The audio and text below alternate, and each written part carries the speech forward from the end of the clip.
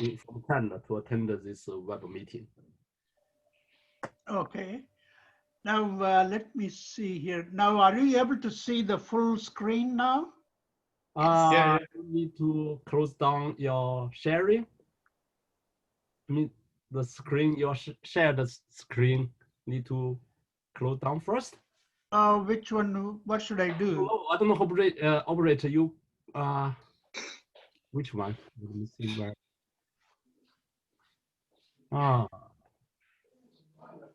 Let me see. If I want to advance the slides, simply click there, okay? Yeah.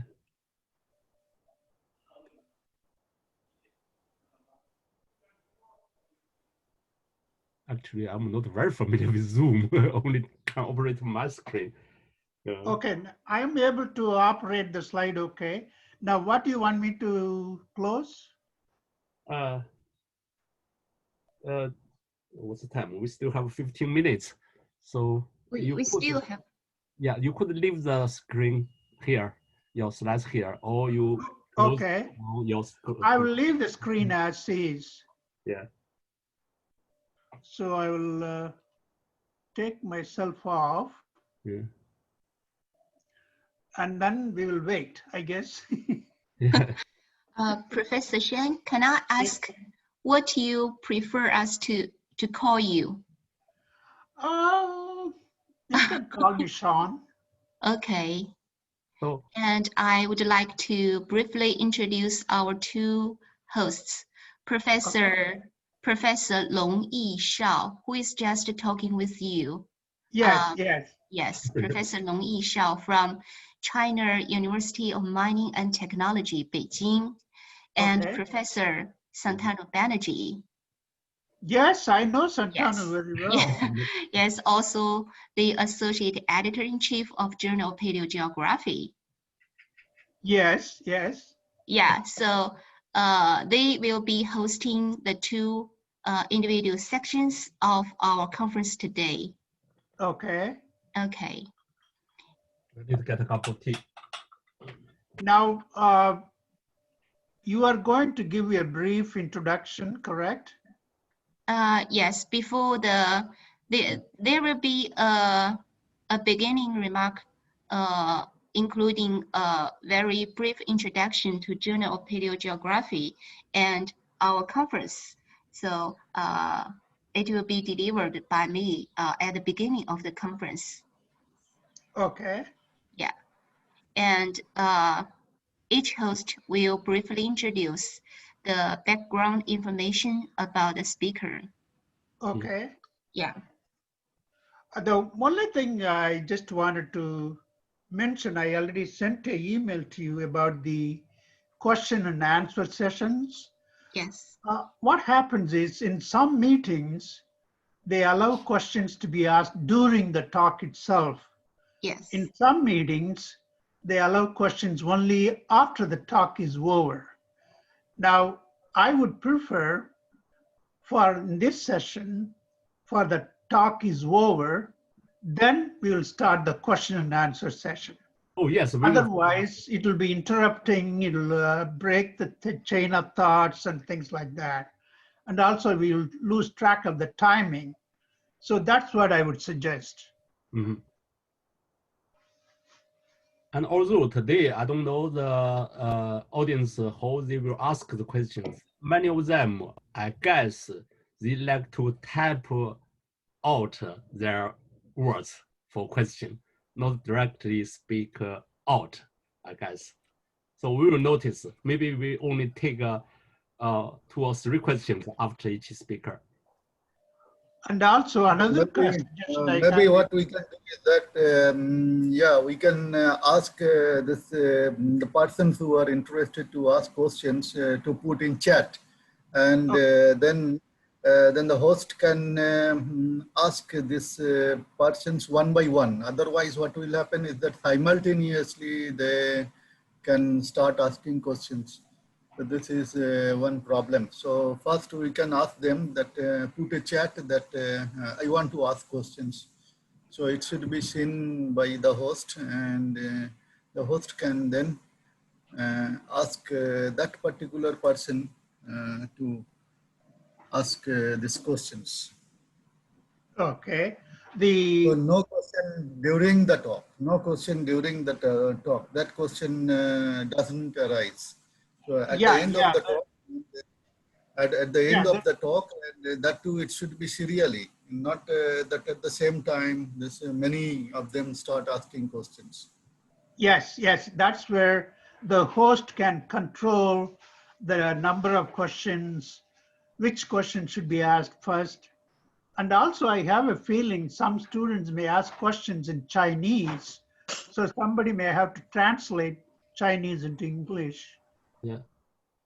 But although Yes. I think in order to keep the time, maybe during the meetings we cannot take too many questions. Yeah, the reason I raised this point, Yeah. the talk I'm going to very give, important point. Every time, even during the real meeting, we need to take care of time. yeah, I consider the question and answer session is an important part of this discussion and conference. Yeah. The other point is the talk I'm going to give is very controversial. A lot of people may disagree with what I'm saying, so they want to ask a lot of questions. We should allow as many questions as possible.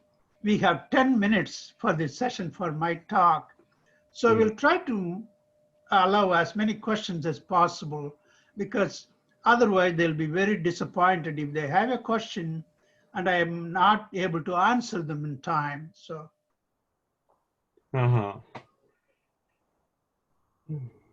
And also this issue I'm going to talk, I have not published them, so that there may be a lot of questions. That's why I'm saying all this. Yeah, I think today all your talk, not just one talk, all the talks are really interesting, because for many years people didn't think of a lot about those contour right and some mixing concept between what you mentioned, the hybrid, and those things. So I'm sure there will be many questions. Yeah, I can also mention one other point. Journal of Paleogeography should be very proud to organize this conference. Shan, shall we stop over for minutes? Yuan, Yeah. 王源， Yeah. 我怎么看这里边这个参会人数22人，这里边怎么还有人等候进入？这个是开放的吧？对，但是它是需要我们技术支持，是需要我们鉴别一下，它怕有不相关的，然后要同意，所以我这边就是一会儿得看一下手机，我要不然这很容易分神，要不然我就你别管这边，你就看着，因为马上要开始了，这里边才22个人，是不是大家都进不来？那我跟他说一下，让他都进来吧。我就说都进来吧，要出现问题了，把谁再请出去。行，那个加的人我都已经加进来了。啊，好的，就现在先都进会吧，然后中间如果想到这边有什么不好的？应该是不会。就应该是不会有问题的。你和那个就是那个小凡，你注意一下，如果里边有意外的东西，那就给关掉了，就给某个人关掉。对，就是我要不然都马上开始了，这里边才21个人。我中间会再留意一下。Hello, it's okay. I just discuss about the management of the systems. Okay. That's okay. I don't understand Chinese. Yeah, of course, every time it's easy to communicate with our native language. Just like yeah, that's fine. That's fine. Yeah. We just talk about the controlling of this Zoom system make us more convenient.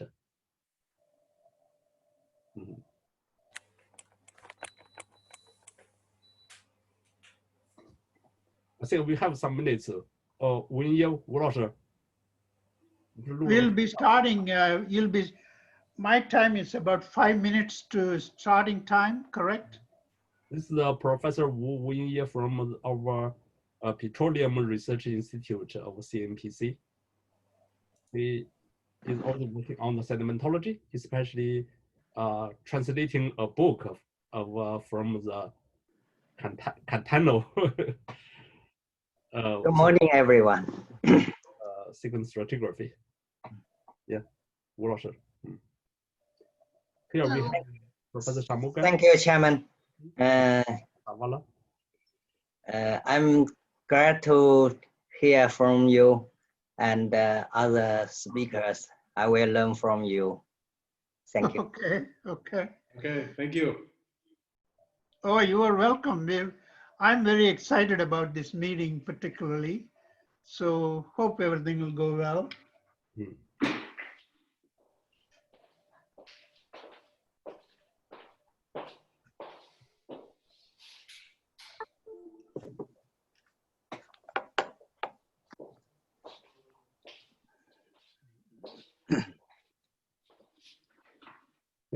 Okay.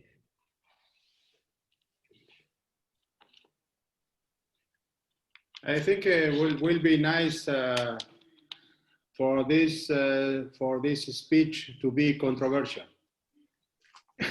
Yeah, you can say that. Yeah, because after that, probably we are going to have many papers.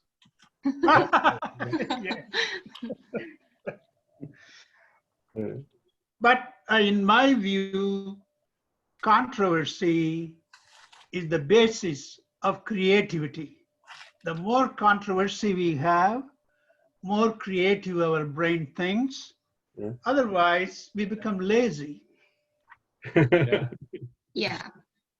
But this is our science. Always we have different opinions, but we have to support our interpretation with data. Exactly. Yeah. That's in fact one of the points I'm going to make today. I will show a lot of data so that people can make up their own mind whether what I'm saying is true or not.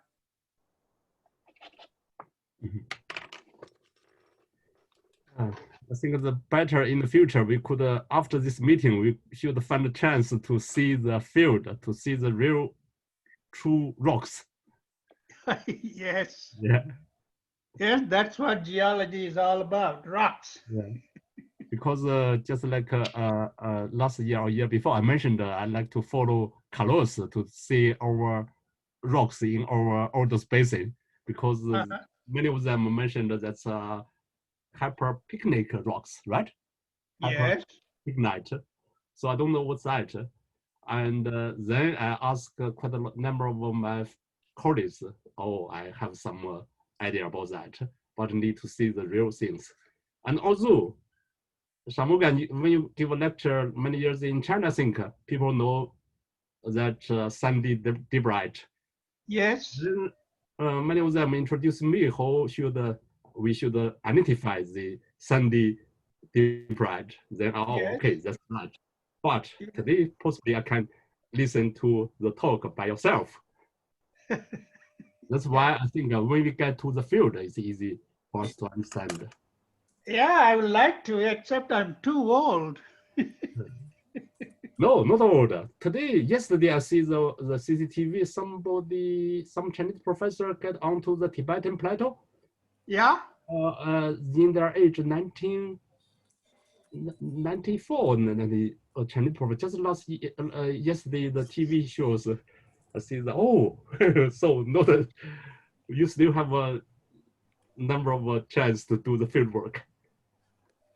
Yeah, that'll be nice. Yeah. So I'm very field oriented, and so if you can do something like that. yeah. Actually, I'm going to show some of the core workshop I did in China and so on. Really? Oh. Yeah, I did the core workshop in China. I'll show photographs of that today. Yeah, okay, I will see that. I'm from Cornell University. So in Cornell University, I'm only doing the coal-bearing successions. Oh, For the okay. sedimentology, for the coal deposits, no coal bed mixing deposits, anything that I need to do because I work in this university. But primary direction for me is the sedimentology. Actually, when I started doing research in the 70s, the very first research project was on coal in Australia, coal beds in Australia. I think Yeah, in I'll China, mention that today. I give the talk always like propose the title like a story in coal. That means many stories in coal deposits. Oh yeah, oh yeah. Yeah. So that's why geology is so exciting. Yeah. Wang Yuan, shall we Yes. start now or waiting for 2 minutes? To give the brief introduction first. Spend some Okay. time. Okay. So First, we need to make sure all the speakers they will come to the website. I can see several speakers have already joined in the meeting, but I'm not sure if all the speakers joined in. I noticed Professor Shanmugam is here and Professor Carlos Zavala. And also, no, Professor, most of the speakers have joined actually. Most of the speakers. yeah, That, Professor In.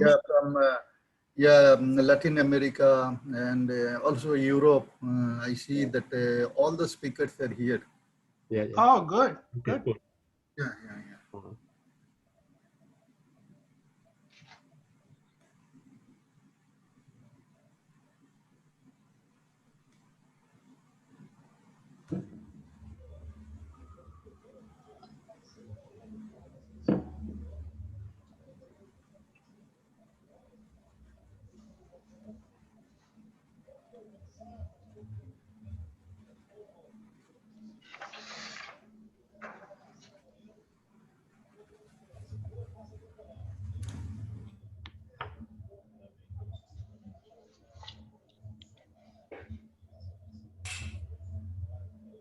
我意思就开始，知道吗？好的，我回一下那个有一个技术支持有个问题。OK。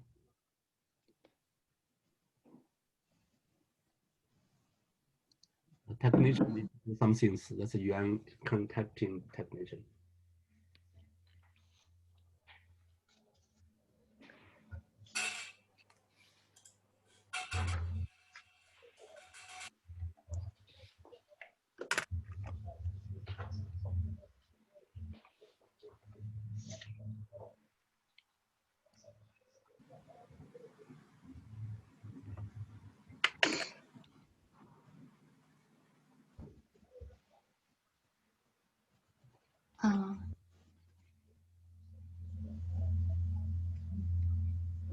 Okay, I think it's time we can start the meeting.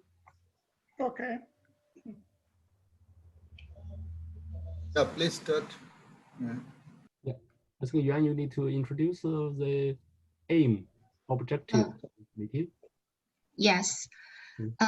First, on behalf of the editorial office of Journal of Paleogeography, I want to express my sincere thankfulness to Professor Shen, Professor Santanu Banerjee, Professor Xiao, and all speakers to join us today at this so beautiful sunny day in Beijing for such an excellent academic event.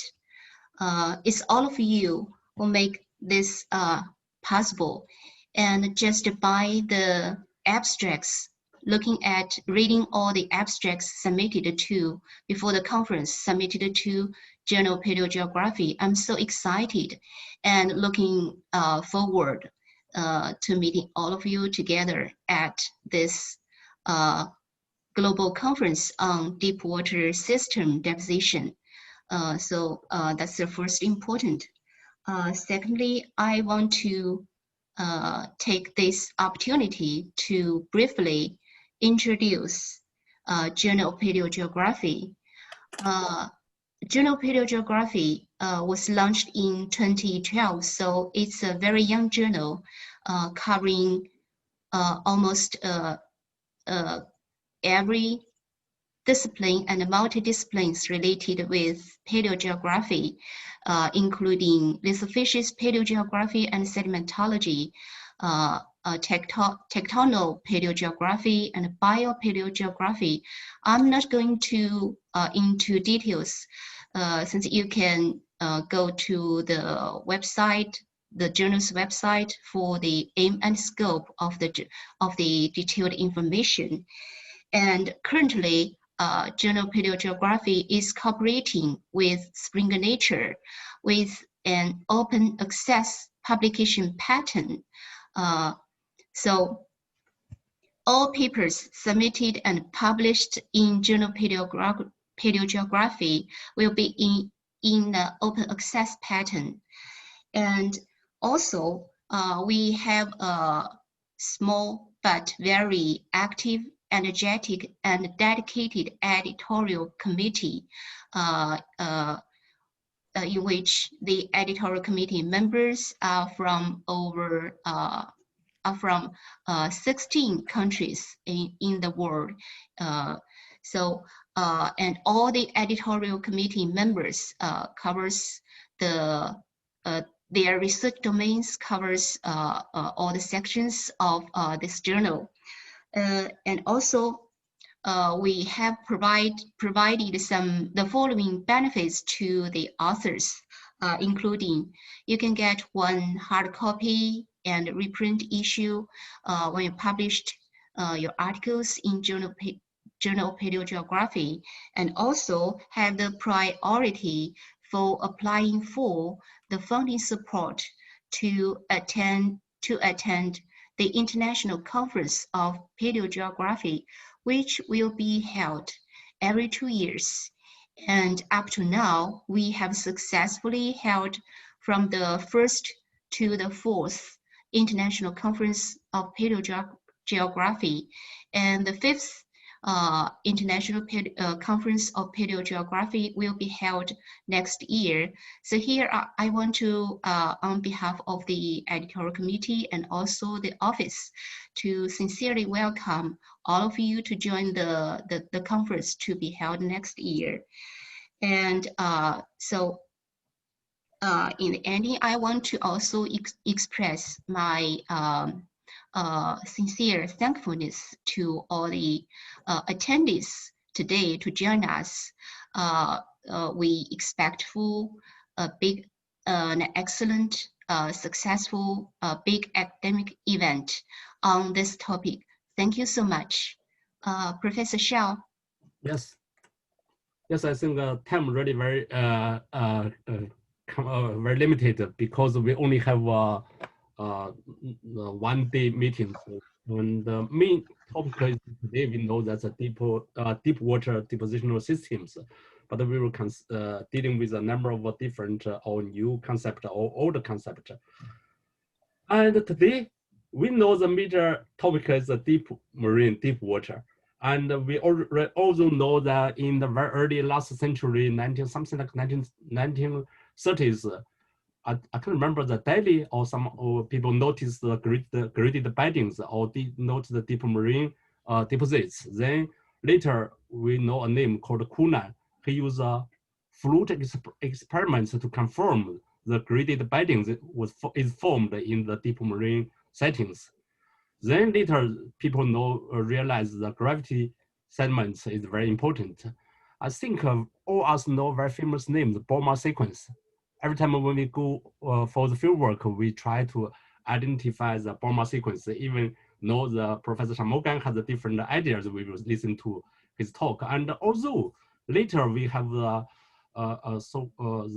Italian scientists Ricky Lucchi, Marti, and a number of the colleagues propose the deep marine or deep water fine deposits. We have an inner fine, mid fine, outer fine. That model really give me a lot of help. Every time when we do the field work, I personally try to identify these fine fish belts. And we also know recently people mentioned not just fine deposits, not just the Bouma sequence, just like Professor Shanmugam proposed, I think the new word sandy debrite. He tried to identify the different things in that Bouma sequence.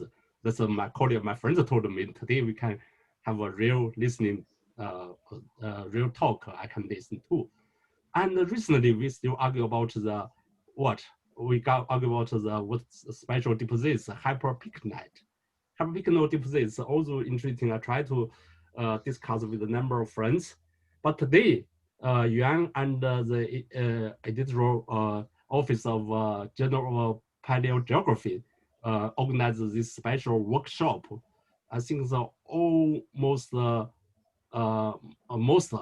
the famous sedimentologists working on the deep marine deposits now come to this workshop. Especially several of them will give the introduction. So today, I think most of us will enjoy the introduction by these speakers. I think in order to keep our time, we have our workshop program. First talk will be given by Professor Shanmugam. I think many of Chinese or overseas scientists already know this name, because in China, many of us know this name because Sandy Diebright. But today he will talk about something like the topic is interesting. I think he will dealing with some very basic definitions about the words or term we normally use. For example, he will talk about the turbidite-contourite in China. Even though we are confused about mixed deposits, we try to give the name. Now here you have the name, the hybridite. I don't know how to say words, and also some other things, tidalite, contourite. So anyway, Professor Shanmugam, we will listen to your introductions and also like to listen to your ideas about the Sandy Diebright. I'm sure you will have very beautiful photographs to introduce that to us. Now I give the time to the first speaker, Professor Shanmugam. Professor Shen, sorry for the interruption. Can I speak just one sentence? Sure. Okay, sorry everyone. I just forgot one of the most important thing. So as the organizer, the most important point for Journal of Paleogeography organizing this academic event is to solicit high quality papers on this topic from worldwide. So everyone, after your excellent speech, think more about submitting your good papers to Journal of Paleogeography. Thank you. That's why I mentioned the main objective of this workshop is try to attract more excellent papers. Okay, we give time to Shan. So shall I begin then? Yeah. Good morning. First of all, I would like to welcome everyone to this first virtual conference organized by the Journal of Paleogeography. The topic for today is the turbidite-contourite-tidalite-hybridite problem, orthodoxy versus empirical evidence behind the Bouma sequence. When you see this title, the first question comes to mind is, what Bouma sequence got to do with contourites, tidalites, and so on? Because it was introduced for the turbidites. So when you look at this diagram, what you see is you have a downslope gravity flows, and that's being intermixed by bottom currents. This is a very common phenomenon in the deep sea. But over the last 60 years, we spent our time thinking processes are individual, operating in isolation in the deep sea. So we developed models like turbidite model, contourite model, and so on. In reality, it's a lot more complicated. So what I'm going to do today is to show you data, how complicated it is, and what we should do to rectify these problems. In about 2 weeks, I have a book coming out. It's called Mass Transport, Gravity Flows, and Bottom Currents, Downslope and Along-Slope Processes and Deposits. It'll be published by Elsevier, and I will give you some numbers about this book. It has got 10 chapters. I have used 540 case studies. I have identified 38 unresolved issues. In chapter 10, I have listed 16 lessons learned. The first lesson is the Bouma sequence and its problem. That's what I'm going to talk about today. And it has a bibliography that has 1,612 references. It covers all the way back to 1885 to just about 2 months ago. There is a paper went to print. I included all those papers in this bibliography. And it has got 608 pages. So I think for students, I wrote this mainly for students, and I think they will find it very useful.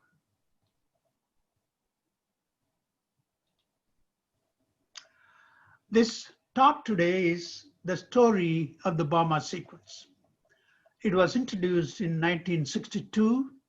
It has been 58 years. I'm going to cover it in about 40 minutes. It has a historical, philosophical, personal, experimental, empirical, and global components. The number you see on the left is the number of case studies I used for this talk. I'd like to begin this talk with a photograph of Arnold Bouma that I took in 1988 during COMFAN 2 meeting in Parma, Italy. It was organized by Professor Emiliano Moody. He invited me to be part of that meeting. COMFAN stands for Committee on Fans. Committee on Fans' first meeting was organized by Bouma himself. It was held in 1982 in Harmonville near Pittsburgh, Pennsylvania. As a part of that conference, Bouma edited a volume. It's called Submarine Fans and Related Turbidite Systems. It was published by Springer in 1985. For that volume, he invited me to contribute 2 chapters, one on submarine fan models, the other one on eustatic control, that is sea level control. That was published in 1985. And since then, in 2015, I joined Journal of Paleogeography editorial board, and the editors asked me to write a paper on submarine fans. So I did an update on that. It's called Submarine Fans, a Critical Retrospective, and it was published in 2016, the Journal of Paleogeography. A side note, that paper has become the single most cited paper of all papers published in Journal of Paleogeography. So that gives you some idea about submarine fans. After he finished his PhD, he published, that is Arnold Bouma published, a book in 1962. In that, he proposed a model called turbidite facies model. It's composed of 5 divisions, A, B, C, D, E. He called them TA, TB, and TC, and so on. The basal division is TA, that's composed of graded or massive bed. The TB is parallel laminated unit, TC is rippled, TD is upper parallel, and the TE is pelletic division. Then what he did was he converted that into lateral distribution in a submarine fan setting. He said, what you see here, you can actually translate into a submarine fan. For example, if you see TA, that represents the inner part or the proximal part of a submarine fan. If you see TC, that represents the middle part. If you see TE, that represents the outer part. So he is translating a vertical facies into a lateral distribution using the Walther's law of facies. In order to do that, you have to have a continuous sequence. So Bouma said, all these 5 divisions formed by a single turbidity current event. There are no breaks, no hiatus. So it was a very simple idea, very novel idea, and it's a very useful idea in 1962, because the petroleum companies can use this to predict the lateral distribution of facies, whether you are in the inner fan or the middle fan and so on. So it was a perfect model, and it has become very famous, very popular. After he published, there were several papers published proposing alternative origin of TA division.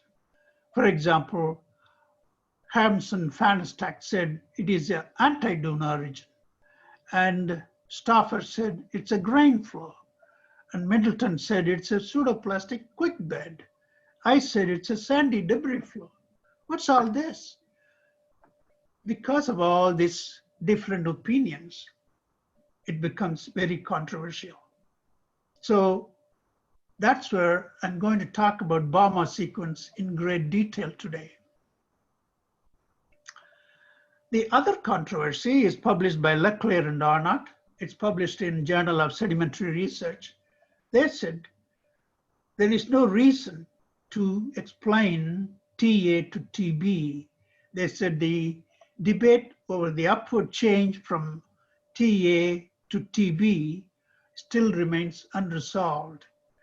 And also, in laboratory flume experiments, nobody could show that TA can transform into TB. So we don't know how this forms. We don't have a hydrodynamic explanation how it forms. So that's another controversy. Perhaps the most important controversy is what we see in the rock. If you see all the 5 divisions, no problem. That's a Bouma sequence. If you see just the ripple bed, what is it? Is it the Bouma Sea, or is it something else? So Walker published a paper in the Proceedings of the Yorkshire Geological Society in 1965. He said, yes, if you see just the ripple bed, that is Bouma Sea. In order to do that, you have to assume that all 5 divisions were deposited, and the top 2 and the bottom 2 were cut out. So he introduced the cutout logic. So in order to do that, you have to assume that all 5 divisions were deposited, and the top 2 and the bottom 2 were cut out. That is an assumption-based interpretation. Geology is an observational science. It should be based on observation, not assumption. So when you come to from 1960 to the present, at the same time, researchers like Hollister, he saw ripple beds formed by contour currents. Klein saw ripple beds formed by tidal currents. Lonsdale saw ripple beds formed by baroclinic currents, that is internal waves and internal tides. So on the one hand, you have assumption-based. On the other hand, you have observation-based. So when I showed the first slide, I asked the question, what Bouma sequence got to do with the contourites or tidalites? This is what. When we interpret rocks, there are no definitive criteria how a ripple bed is formed. Is it formed by a turbidity current, or by a contour current, or by a tidal current? We don't have criteria. So it's a total confusion. So the rest of the talk, what I'm going to do is what kind of information we have, why this confusion, how we can resolve this confusion. Before going there, I have to say something about myself so that you'll have a better appreciation. I was born in a small town in southeastern India called Sirgari. I went to university here starting in 1962. That 1962 is an important year because that's the year Arnold Bouma published his work on his Bouma Sequence, his book. So I have a long way to go to catch up with him. I was just beginning in 1962. After I finished my bachelor degree, I went to IIT Bombay, where Professor Santanu Banerjee is the head of the department now. I received my master's degree in applied geology. And then at that time, it was a civil engineering department, not a geology department. Anyway, then I went to America, got my PhD and so on. So that's my background. In terms of my mentors, I consider these 5 people as my mentors in sedimentology and in oceanography. Ralph Bagnall, John Sanders, George Klein, Francis Shepard, and Charles Hollister. He is the one who introduced physics into turbidity current definition. He is the one who emphasized the fluid dynamics of sedimentary structures. He is the first one to recognize currents other than turbidity currents in the deep sea. Francis Shepard was the first one to measure tidal currents in the deep sea. Hollister was the one who introduced the concept of contour rates. Of these 5, Sanders, Klein, and Hollister, I have had a professional relationship with them, because Sanders was the one who reviewed my paper called the Bouma Sequence and the Turbidite Mindset. Klein was the one who reviewed my first paper on submarine fans. Hollister was the one who reviewed my paper on bottom currents. My philosophy is uniformitarianism. That is, the present is the key to the past. If you want to understand the rocks, you have to understand the present in terms of fluid mechanics, soil mechanics, depositional processes, erosional processes, what's going on Earth, in Mars, in Jupiter, and in terms of tropical cyclones, tsunamis, deformation, diagenesis. If you don't have a clear idea what's going on in today, you won't have any idea what's going on in the past. So you must have a good knowledge of the present in order to interpret the ancient. So after I finished my PhD, I joined Mobile Research. In the 70s, this is the first building I worked on. And the very first project I worked on was the rainforest in New Zealand, coal beds in Australia. The purpose was to understand whether plant material can generate oil. Conventionally, you think of oil being generated in marine source rocks. So I went to New Zealand, did field work on the rainforest. I went to Australia and so on. Published a major paper in the AAPG Bulletin in 1985. It was an organic geochemistry paper. To this date, that's one of the most frequently cited paper in the source rock organic geochemistry. Then at the time, as you can see, the building is not very impressive. Mobil was the second largest oil company in the world in the 1970s. So they wanted to grow and they wanted to improve research. So they allotted a lot of money to build a new research center. One of the first things they did, they hired one Mr. I.M. Pei. He was a Chinese-American architect. He was born in Guangzhou, it was called Canton. Then his family moved to America, and in early 1900, he studied at MIT and Harvard University, the design and architecture. He was the one who designed the Louvre Pyramid in Paris, France. He was the one who designed the Bank of China towers in Hong Kong. So he designed this building for Mobil. This building was one of the architectural wonder. When you go in, you feel like you are in an art museum. Anyway, that's where I spent most of my research. One of the first projects I worked on is the Washita flesh. This was considered a classic North American flesh composed of turbidites. We published a paper, I published a paper with Mayola in the AAPG Bulletin.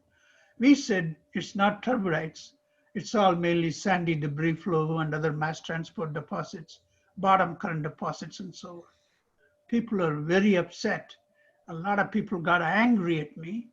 And there were 5 discussions, one by Bouma, one by Roger Slatt, and there are other papers who wrote discussions.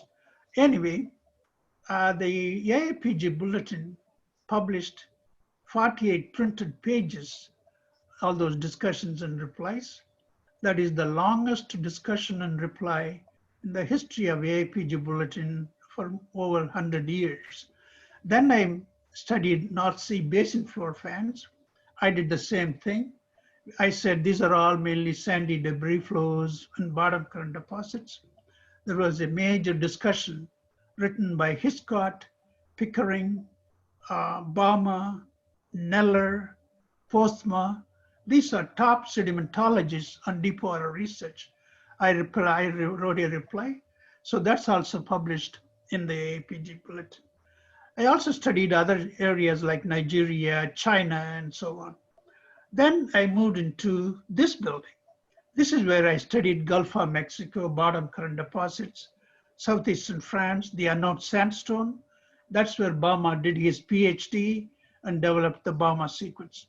I'll show examples of these case studies today. After I retired from Mobile in 2000, I started consulting for companies all over India. This is for Reliance in India. I'm standing there, the red dot. I did workshop on deep water sedimentation. These are the long course they took from Krishna Godavari Basin for Reliance Company. This is one of the core workshop I was teaching to students. This is for a core workshop I did for Research Institute of Petroleum Exploration and Development, part of PetroChina. This is the red dot, I'm standing there. This is another workshop I did for China University of Petroleum in Qingdao in 2014. This is the red dot, I'm sitting there. My hobbies is photography, nature photography. Whenever I travel around the world, I try to document important, unique geological features. This is the Pulpit Rock in Norway. You can see a couple of people standing there. This is a 600-meter cliff. This is the fjord. This was formed during the last glaciation. This is the basin plain turbidites, and this is in northern Spain in Zumaya. So I publish all these pictures on the covers of major magazines. Some of them I submitted myself. Sometimes the editors invite me to submit photographs for that cover. This one was an invited picture. Then I published this cost topography from China. When you take a ride along the Li River near Guilin, this is what you see. This is a picture near Chennai in India. This is a granitic monolith. This is the Ganges River in the foothills of Himalayas in India. You can see the very well polished deposit, gravel and pebble deposits, because this is a braided river, high energy, high gradient, a lot of reworking. This is the volcano, Cotopaxi volcano in Ecuador. We climbed this one in 1996. In 2015, there was a major eruption. That was the most recent eruption. The year we climbed, 1996, 2 weeks before, there was a major avalanche that killed about 16 people or something like that. Okay, coming to case studies. This is the first case studies. This is in the Gulf of Mexico. This is the Ewing Bank area. And we took core and studied the core. This is what you see in the core. Parallel laminae, low angle cross laminae, starred ripples. This is all you see. Ripples, mud deposition in the troughs called flacer bedding. Ripples with the mud drapes. Inverse grading in microscopic scale. So when you summarize all these features from the Ewing Bank area, you have mainly traction structures. How do they form? I did not use the Bouma sequence because that's model driven. I wanted to understand how these structures really formed without the model, but I didn't know how they formed. So I thought the best thing to do is to understand oceanography, marine processes, and so on. So one of the first thing I did, started learning more about marine geology. In the east coast of North America, you have major downslope deposits, mass transport deposits. In the same area, you have contour currents. So they mix. This mixing of processes is the most important that we often overlook. When you come to the Gulf of Mexico itself, you have the loop current. We have mass transport deposits. They also mix. In addition, this loop current forms ripples. They photographed 3,091 meters in the Gulf of Mexico. So when I learn all this, I introduce this mixing of processes.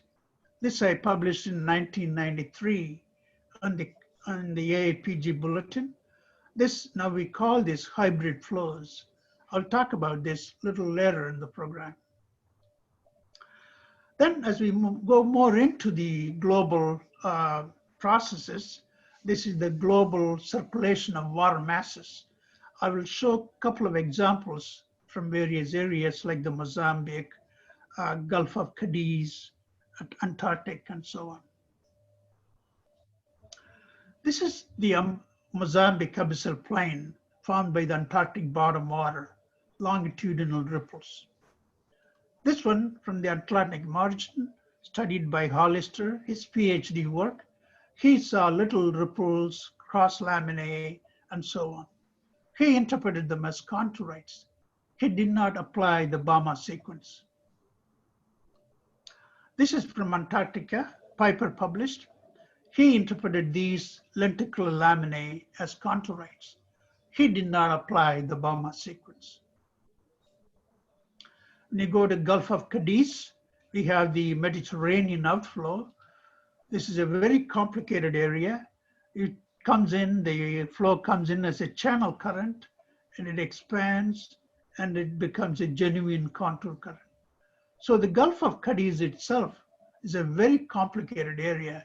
We have tsunamis, cyclones, mud volcanism, internal waves.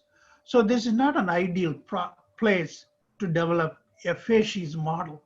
But people did develop a facies model, and they suggested in 1984, this was published by Gauthier and others, there was a coarsening upward trend, finding upward trend. This is a contourite facies model. In 2008, Stowe and others used the same model. Now they introduced 5 internal division and hiatus. The problem is once you introduce a hiatus or a depositional break, it's no longer a single depositional sequence. So 3 years later, Fogres and Muldaur introduced this model. This is essentially the same model as this one. They did not put the internal 5 divisions. Then in 2014, Robusco published this model. They went back to this model by Stowe.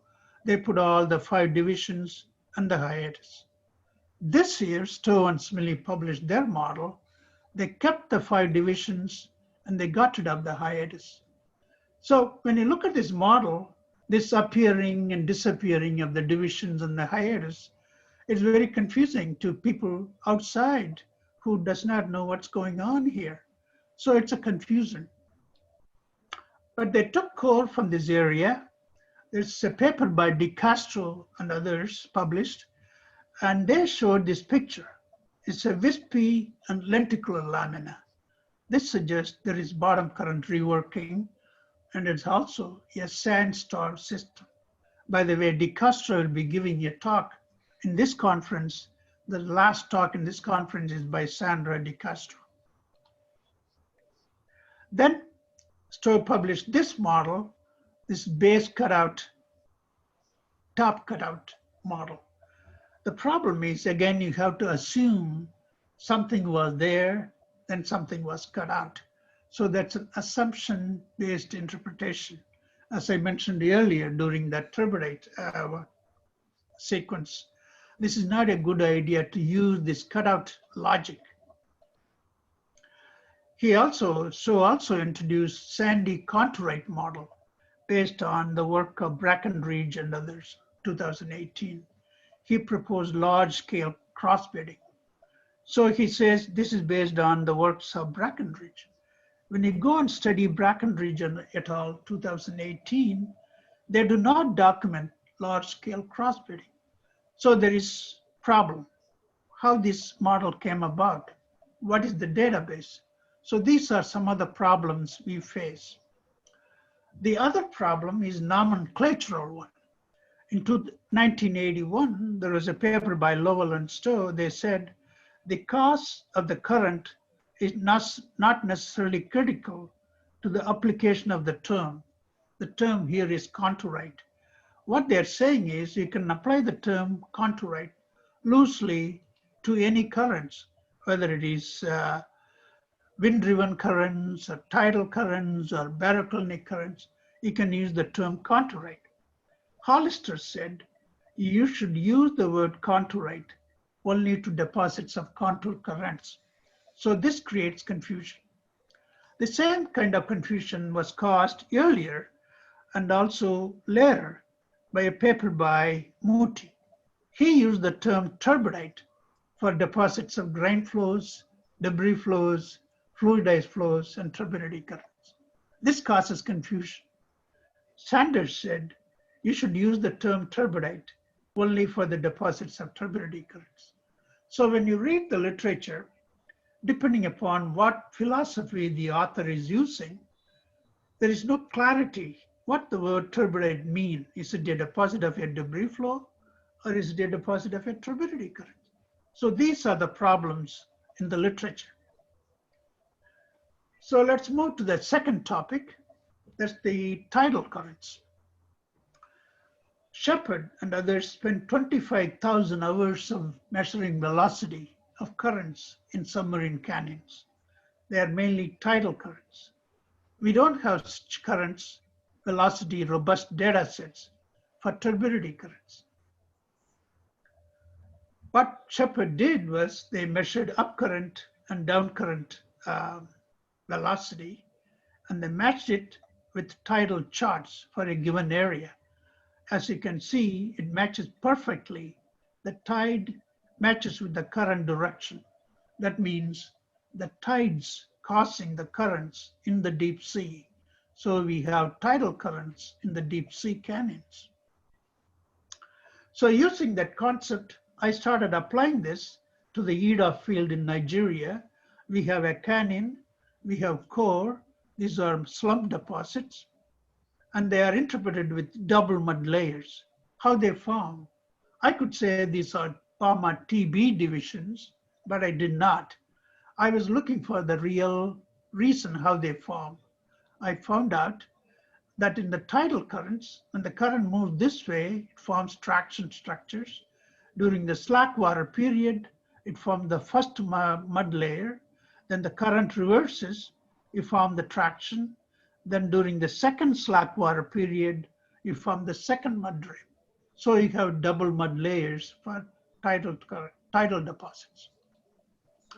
We found the same thing in the Bay of Bengal in the Krishna Godavari Basin. This is the amplitude map. We have core. And from seismic, we could establish the canyon. We have the core from this well. And when you look at the core, the laminated interval, this is how the core look like. These are double mud layers. They are interpreted with mass transport deposits. So you can say in a canyon fill facies, you have deposits of sandy debris flows, tidal deposits, slumps, and so on.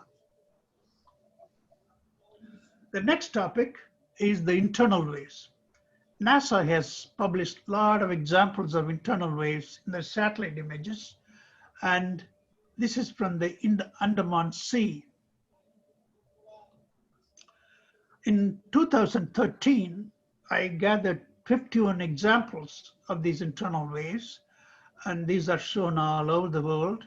And I published a major paper in the AAPG Bulletin, a review paper. I'll show one example how they look like. This is a paper by Lonsdale. This is from the Horizon Guyot in the mid-Pacific Mountains. You can see the large scale traction bed forms. You can also see the ripple beds. This you can see today, but there are no analogs in the ancient rock record of this kind of in the outcrops. Why is that? There is a major disconnect between what we see in the modern and what we see in the ancient. Let's take the tidal currents. We have over 1,000 measurements of tidal current velocities, as I showed in the Shepherd book. In the ancient, there are only 20 publications dealing with the ancient deep-water tidalites. 3 of them are mine. Turbidity currents, there are only 12 published examples of modern turbidity currents. Most of them are unreliable. I'll show one example. But there are over 10,000 beds of turbidites, interpreted as turbidites. Why is that? Because we have a model like the Bouma sequence. You can take the model, you can look at any rock, you can interpret that as a turbidite using the top cutout Bouma sequence, bottom cutout bottom Bouma sequence, and so on. If you don't have a model, people are lost. They don't know what to do. So the model do a lot of bad things to geologists. It's almost like an addiction. I'll show one example of a published turbidity current example. It was published in 1976 by Inman. He said this rod that is bent, and he was measuring velocity in the Scripps Canyon. And during 1964, there was a major event in the canyon that came down the canyon, broke the velocity meter, left this rod. So he said that event must be turbidity current. The problem is we don't have any evidence what that event was. Could be a debris flow, could be a slump, could be something else. But people like the idea of turbidity currents, so it has become a popular example of a turbidity current concept. So let's go to unknown sandstone. That's where Bouma did his PhD work. His work is here. This is the city of Nice in southern France. This is the Peracava area. So we started a major project in Mobile. We went there, 3 people, Roger Block, Dick Mayola, and myself. We measured the same section like Bouma did. This is how the measured section looked like. And this is also published by Pickering and Hilton. And I'll show some of the examples we measured during this field trip. This is unit 7. This is how the bed looked like. Bouma called it a single bed, but when you look at it, it is composed of amalgamated units, upper units. There's a big Shaley interval, lower unit. So this is not a single bed. When you look at the bottom, it's inverse grading. And there are a lot of large clasts floating in it. This is a good example of a sandy debris flow. So these are all mainly mass transport deposits. When you go look at closer, there are pockets of gravels. That's in the, about the B division. Bouma did not explain all these details in his book. These are mass transport deposits. And there are armored mudstone balls. This is how it looks, quartzite pebbles. You can't explain all this by simple turbidity currents. And in the B division, you see the large parallel laminae. When you look closer, they are double mud layers formed by tidal currents. And we see this, you can call this Bouma C, but they're actually sigmoidal crossbedding. This is how it looks, sigmoidal crossbedding. And there are models for that. So we can use this using the tidal bundle model. So what happened here? Let's go back to the title of this talk, Orthodoxy versus empirical evidence. When you go to the study where Bouma did his PhD work, the orthodoxy, there are 5 divisions. But when you look closely, there are more than 5 divisions. The orthodoxy says it's formed by a single turbidity current. The reality shows it's formed by mass transport deposits, tidal currents, and so on. But in 1962, we didn't know all these details about tidal bundles and double mud layers. So Bouma was correct in introducing a simple model. But today, we know all this new information. Therefore, the Bouma sequence is obsolete today, but it was okay in 1962. Let's go to the last topic today, the hybrid flow. Houghton introduced this concept.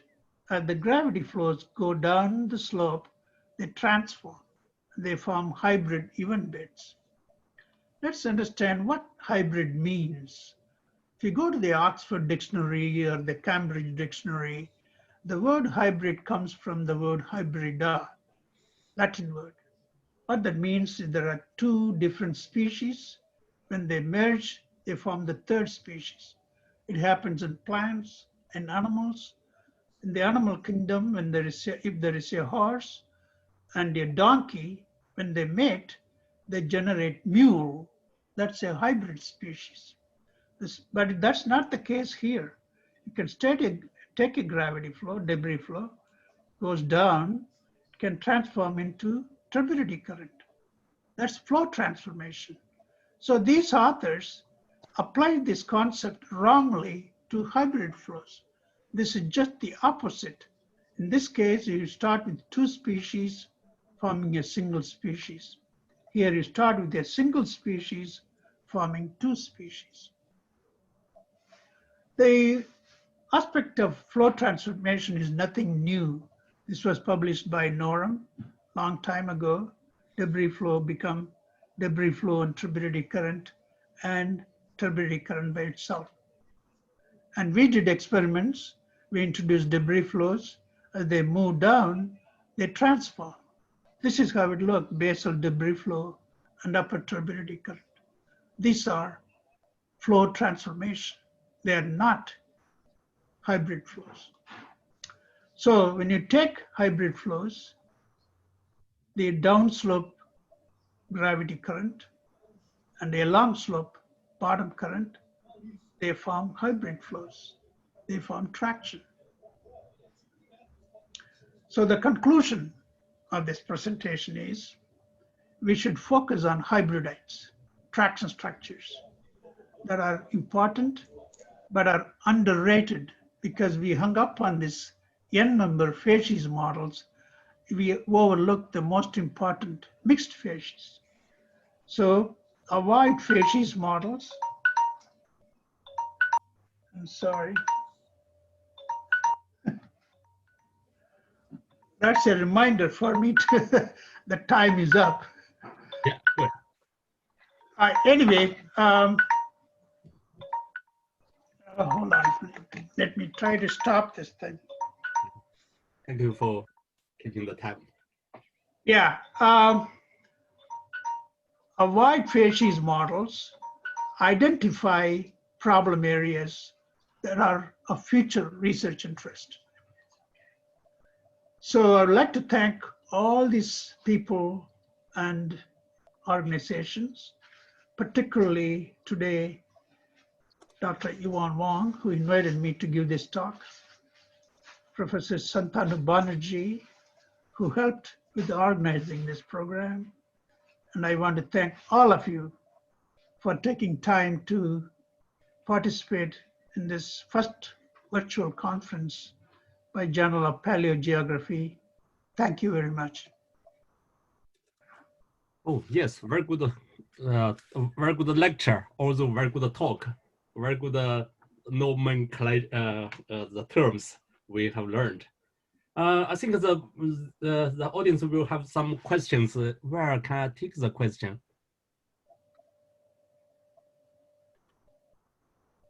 Wang Yan can give us support. Where is the question I can find? Try to find it from the screen. So any audience, if you have a question, you could ask directly. If not, that as the I already have many questions for your talk. Basically, you have mentioned the tidal current, contour current, and gravity, and some others, even the longshore flow, that's a contour right. And for the 5 units, A, B, C, D, E, so you want to specify A to some kind of current, B some kind of current, and C, D, E. Professor Shanmugam? Yes, go ahead. I'm listening. Yeah, you understand my question because you mentioned so many hybrid. I'll say, can you correlate each of these current to each of the Sure. member? Okay. Now we have to go back to the Bouma sequence. Maybe I can do this. Let's go to the slide of the Bouma sequence. Yeah. And that might help.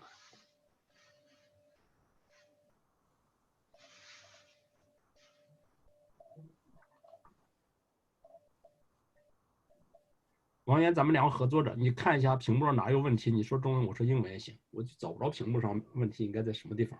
There are 2 choices, Professor Shao. I got information from the technical support.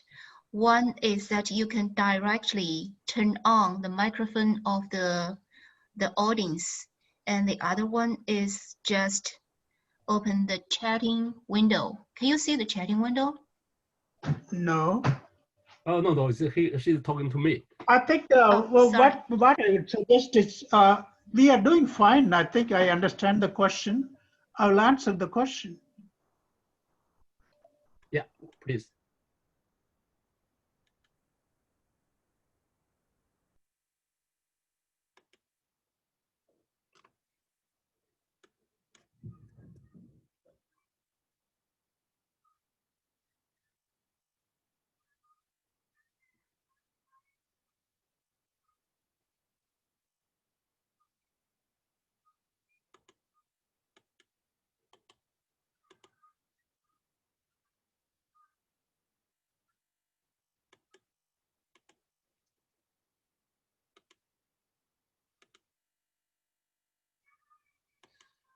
哦，可能按错一个，按个全部静音，把上面干个静音了，这确实是个糟糕的地方。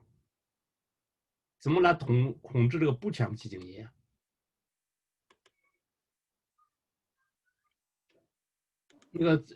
那个技术把上面干那个喇叭打开。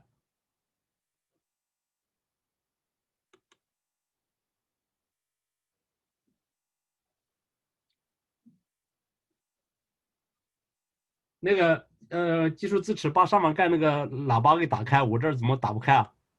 是要把咱们那个只能说请求解除静音，然后他们那边再手动解除。那这就麻烦了。Professor Shanmugam, can you switch on your microphone? 需要把谁的那个麦克风解除了？把那个讲话的人上面干那个。但我已经发送好几次了，然后他没有解除。呀，糟糕，这就是中间有人吃醋了，我不应该操作这个东西。Hello，听见，他应该能听见，但是你告诉他那个调一个键就行了。左下角的麦克风按钮点一下。对，让上马杆那个左边那个键按下就可以了。Professor Shan, can you switch on your microphone so we can all hear your voice?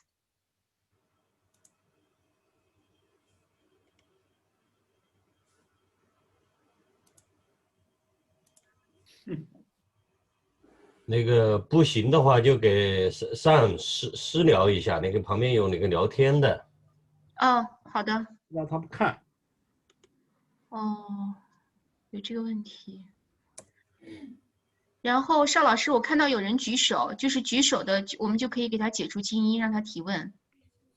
那怎么个解除？让自己解除吧，我也不知道怎么。He somehow he is muted, and I'm unable to unmute him.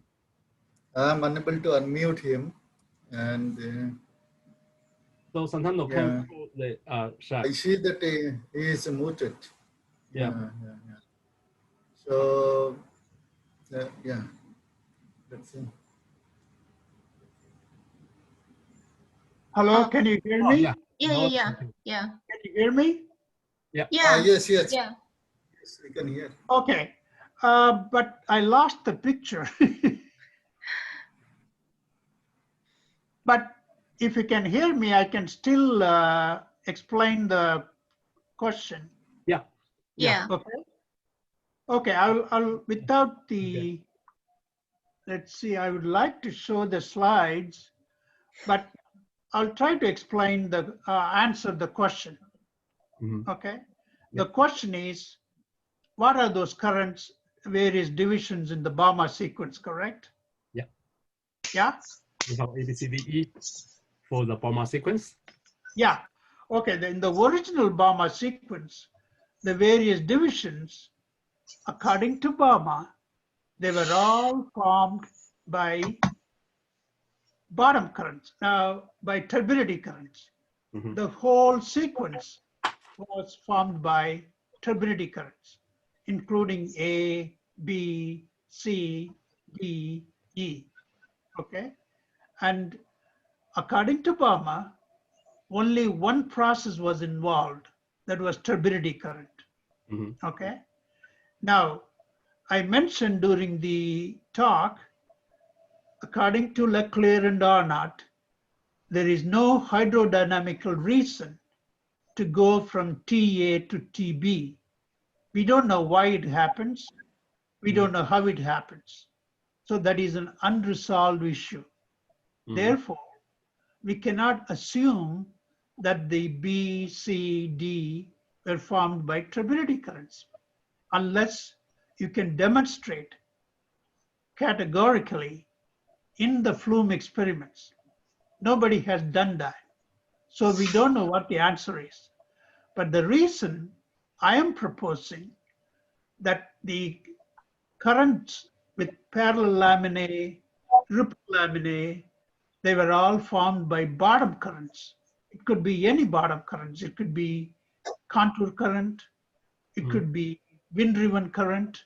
We can easily explain them by bottom currents because that's what they do. Bottom currents form traction structures. So that's why a lot of people suggest traction structures for the Bouma B, C, D divisions. Does that answer your question? Yes, I understand your answer. BCDE could related to the traction flow, and yes, exactly. That's the point. Gravity flow, and also we related that to the any kind of bottom current, internal waves. Yeah, it could be internal waves, like I showed you the example from the Horizon Guide in the mid-Pacific Mountains. Yeah, I think the time already get to the end. Can we have one more questions? Yeah. Oh, you can have as many questions as you want. Yeah, but the time already, I think finished. But, Yes, I saw one question in the chatting. Can you see, Professor Xiao, the question from Dr. Ming Xuan Tan? Can he speak out? I really don't know which button. Yeah, ask the question. 别坐，你坐桌子再左右晃悠。你们愿意用中文问也行，咱们讨论着说。There's one question, Professor Shen. Yes. Yeah, Dr. Ming Xuan Tan asked, nice talk. Thanks, Professor Shen. I have a question to ask. How about the deposits of supercritical turbidity currents that are pretty popular in recent years? They are sometimes similar to sandy debris with inverse graded bedding. It also enhances the interpretation of high-density turbidites. Yes. That's a good question. Actually, it's an excellent question. Oh, well, I see that the screen. Okay. Yeah, my answer is in 1996, I published a paper in the Journal of Sedimentary Research. It's called High Density Turbidity Currents. Are they sandy debris flows? Question mark. That was the paper. I argued, based on flume experiments, based on theoretical considerations, based on field observations, the term high density turbidity current used as a misnomer for sandy debris flows. In fact, if you look at the density of various currents, we talk about low density turbidity currents, high density turbidity currents. There is no clear definition. What is the density value that separates low density currents from high density currents?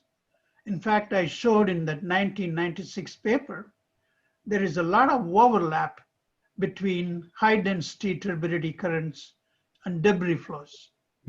Because of this confusion, what happened was there are 78 ideas and nomenclature published for high density turbidity currents. Different authors came up with a different idea for the high density turbidity currents. I made a list of all these 78 names and papers in my book. If the process is so simple, why do we need 78 names? The reason we have 78 names, there's a lot of confusion. There is no clarity as to what is a high density turbidity current. So long as we have this confusion, you can argue about this, but that's what I would say. It is not resolved, and there are a group of people who propose high density turbidity currents. I maintain it's an area of confusion. I think the very good answer, but I think we need to communicate with some special methods, for example, email, to make further understanding of the questions. Yuan, can we? I would like to actually. Shanmugam, because already 5 past, we need to come up next. Kind of a bit more. So thank you very much. I think the